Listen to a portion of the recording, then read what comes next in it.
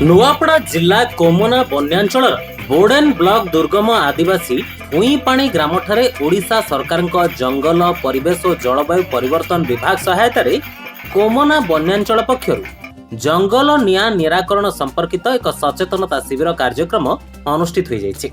प्रथमे ग्रामर समस्त लोक एकत्रित होई अतिथि मानकु खोल कीर्तन ताले ताले स्वागत करी पाछोटी नहीं कार्यक्रम स्थल रे पहुंचीथिले। ए अवसर रे कोमना बन्यांचल अधिकारी देवदत्त सुतार और खड़ियाल बनखंड अधिकारी अजित खान प्रमुख जोगदे जंगल सुरक्षार गुरुत्व और आवश्यकता उपरे कही वन्यजंतु सुरक्षा समेत जंगल रे थिबा वृक्षराजी सुरक्षा पई जंगल रे निया न लगाइबा उपरे उपस्थित ग्रामवासी को सचेतन कराइथिले। जंगल रे निया लागिबा द्वारा परिवेश संतुलन उपरे घोर प्रभाव पड़िଥାଏ।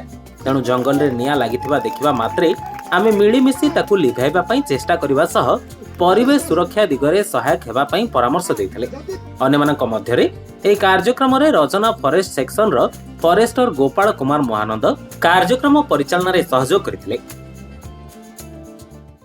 फॉरेस्ट फायर अवेयरनेस प्रोग्राम हेतिला लोक मान को समस्त को 4-5 खंड गाँव समस्त को निमंत्रण कराइला और जंगल केमती निया न लागिबो से समस्त को बुझाइला।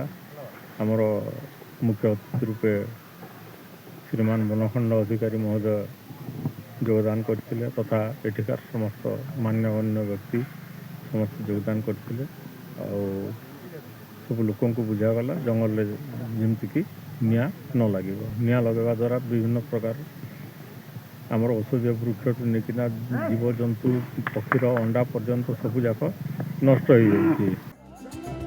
ए कार्यक्रम रे मुख्य अतिथि भाव में खड़ियाल बनखंड अधिकारी अजित खान, सम्मानित अतिथि खड़ियाल पूर्वतन विधायक हितेश कुमार बगर्ती, विशिष्ट शिक्षाविद रमेश बाग, विशिष्ट परिवेश प्रेमी घनश्याम करुआ, तरबड़ फॉरेस्टर मेघनाथ हंस, जंगल सुरक्षा प्रेमी जय सिंह छत्रिया, समाजसेवी बड़भद्र कटा, फॉरेस्ट गार्ड देवाशीष कुलदीप, चितरंजन सेनापति, कुदुम करुआ, लोचन सुना, सागर नाग, झाकर कुशल चिंदा, हरसिंह माझी, किशोर चंदा, मोहन पहरिया, समस्त फॉरेस्ट गार्ड और वन सुरक्षा कर्मचारी समेत ग्रामवासी उपस्थित रही जंगल सुरक्षा पई शपथ लेथिले।